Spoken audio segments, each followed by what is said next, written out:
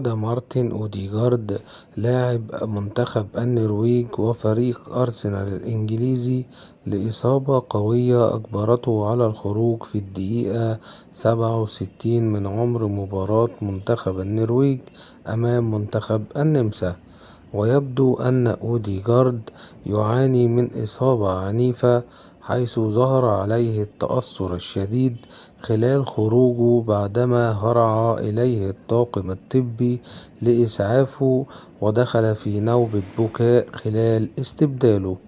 ويعد ذلك الخبر بمثابة صدمة لفريق أرسنال والمدرب ميكائيل أرتيتا قبل استئناف منافسات الدوري الإنجليزي الممتاز.